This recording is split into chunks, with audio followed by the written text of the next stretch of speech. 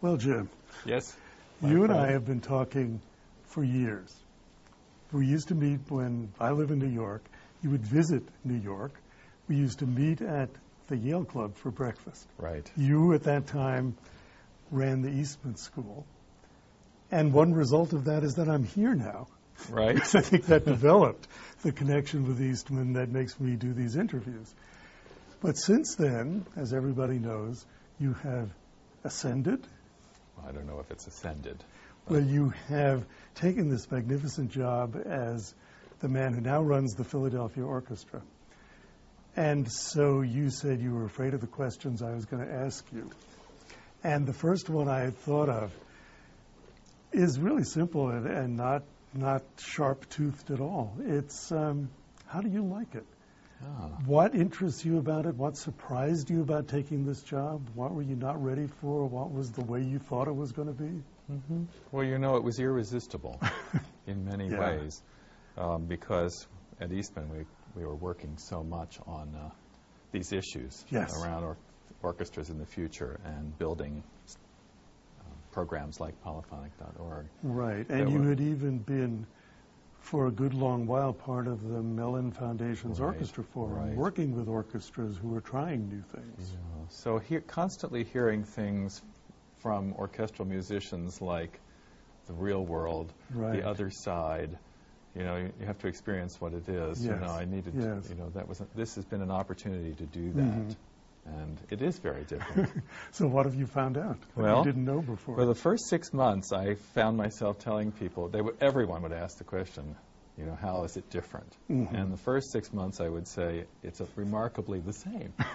Because? Because there are, at Eastman, there were 100 tenured professors, and we have approximately 100 musicians, and the board relations and fundraising and budgetary issues, budget planning and whatnot. But now, I've been there 9 months, and the last 3 months I tell people, I can't believe how different it is. And the differences would be, well, one I can think of is that, one thing we should just say in passing, for those who may not know this, music school faculty can be as tough as orchestral musicians are reputed to be. Oh, yes. Oh, yes. Yeah, yeah. But the difference is, one that I can think of is that the audience has got to be a major concern. It is. That is clearly the difference. Yeah. As well as, of course, the musicians in a symphony orchestra are represented by a collective bargaining agreement. Yeah. And we could talk about that as well. But there's a sense of urgency and a sense of immediacy in the new job that actually I find very stimulating. And yes, there's the problem of that urgency brings with it almost the inability to do long-range planning. And so that's the fight that I on a daily basis. But still, let's stop and separate these issues a little bit because it's fascinating. Tell me more about the urgency. How does this hit most directly? What are its components? What's urgent? The audience reaction is very urgent in its and the audience reaction is so complex and broad when you're running such a gigantic orchestral operation. So that and we're in a new audience age of in the office, and I'm sure you've heard this expression that people want to hear what they want to hear, where they want to hear it, and when they want to hear it. And so they buy tickets later, they don't subscribe nearly as readily. And the numbers over the long term show this very clearly. That's right. And orchestras have programmed a blend program, a formulaic blend, for as long as you and I can remember. Yes. Right? And you and I grew up on it. Exactly. We, at one time, loved it. Yeah. And the blend is not just each concert, which we think of something traditional, a concerto, an overture, and a symphony, and something a little that stretches you some. But it's also a blend over a whole season. So that the planning that is done in the artistic planning offices of these orchestras think, well, we'll do the John Adams Harmony Lyra, and that will appeal to a certain segment of our audience, but we'll quote-unquote lose money on that one, but we'll counterbalance that with a Schubert C major. Yes. Right? And this formula is not going to work moving into the future. And so that is a seamless segue into the other point you raised about long-range planning. Exactly. Because if this is not going to work moving into the future, you have to find something else that works. Yeah. But there's a difficulty in finding the time, the resources, the money to do the long-range planning that will enable you to find what it is you're going to do. Exactly. And it's not in the culture of the not-for-profit to say we need to invest $1 million+ in future projects because it's just not there. And I have found this myself in my own work in the orchestra world. I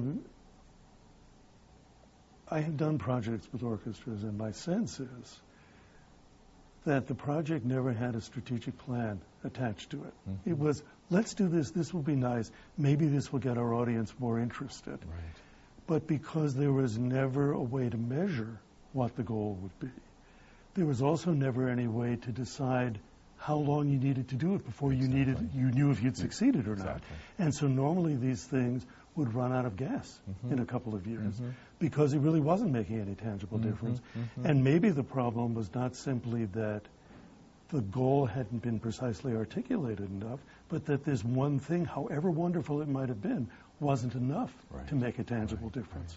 You know, what you need is the balanced diet full of fruit and vegetables and a lot of exercise on the side. Exactly. Well, we're exploring something called a segmentation strategy. Yeah. We've surveyed our audience about the music that they prefer, and this has actually been fascinating. I'll bet. 50% of and I know your marketing director, so and I know he thinks this way anyway.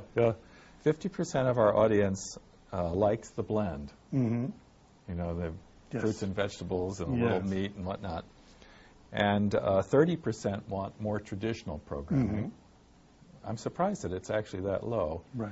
10% want an access concert kind of experience. This doesn't mean that they're new to classical music, but they want someone talking about it. They want I found that when I did a series called Symphony with a Splash with the Pittsburgh Symphony, we thought of it as being aimed at a new audience, and we were amazed when some of the Pittsburgh Symphony subscribers started coming. I know the Rochester Philharmonic with their Symphony 101, it's mostly subscribers. And then 10% stated that they wanted more adventuresome music, which was hard for the board to understand. That was very interesting. So the board is not included among those 10%? Well, there are some board members who will tell me later. 10% I'm probably. part of that group. Yes. And so this summer we're doing a major audience preference study, I guess you would call it, using a website, and audience members will actually be asked to narrow it down to specific pieces. So in the office we have these wonderful conversations about whether Shostakovich 5 is blend or traditional. You know, and then and Rite of Spring, blend or traditional. How do you know that the audience is actually right in what it says, that it can anticipate its own reactions? I don't know. Actually, I've heard that it is, but it's a question that always occurs to me. So what about the people who aren't coming? Yeah.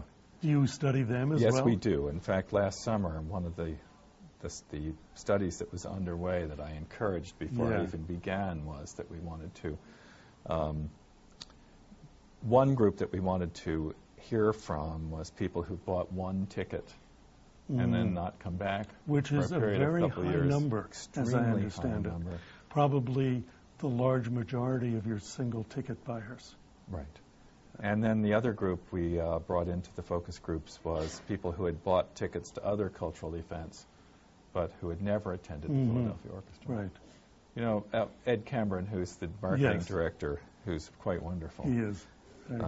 I said to Ed, well, what was your reaction to the focus groups? He said, depression. Yes. And by the way, I'm going to turn to the camera and I'm going to stress something that you just said.